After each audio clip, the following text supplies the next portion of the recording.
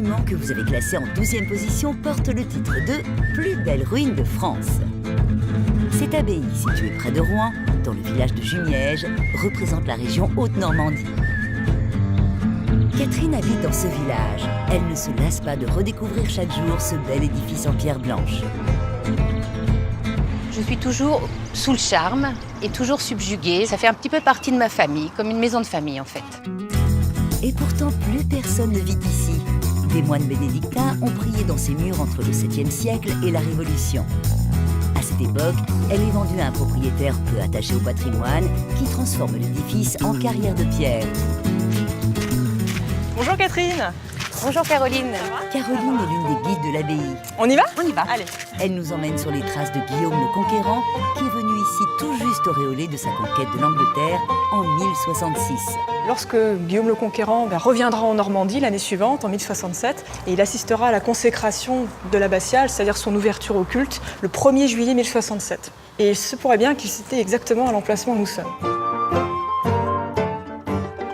Ici, c'est une des plus belles vues qu'on puisse avoir sur la nef parce que là, on a une vue en hauteur, on voit toute l'élévation des murs.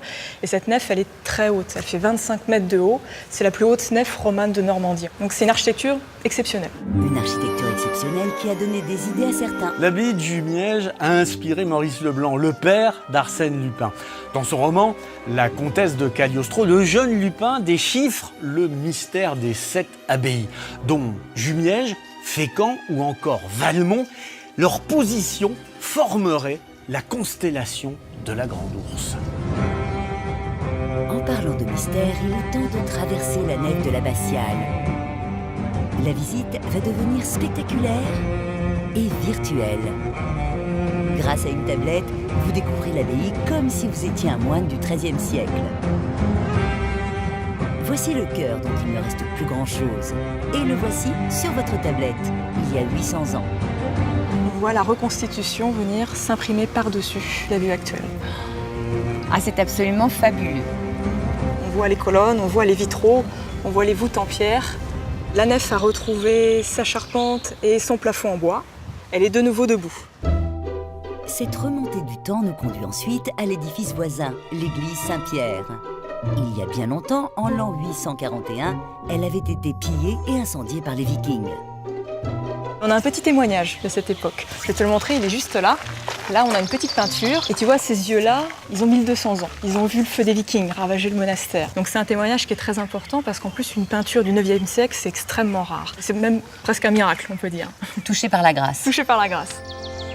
Touché par la grâce, c'est sûrement le cas aussi pour les créations de Christophe. Oui, ça va. Ce restaurateur installé à Jumièges fait souvent sa cueillette dans le parc de l'abbaye. Grâce à lui, les plantes sauvages se dégustent dans l'assiette, une tradition bénédictine. Les moines les utilisasaient pour faire leur cuisine, comme la soupe avec l'ortie, pour agrémenter leurs plats, et puis bien sûr pour se soigner.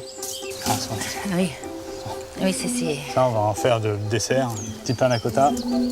Panna cotta à la menthe sauvage, ortie et fruits rouges. Et donc là, si on trouve que c'est bon, on le retrouvera peut-être sur la carte. À la carte. Peut-être. Et comment tu l'appelleras le dessert de Jumièges alors? Le panna cotta de l'abbaye.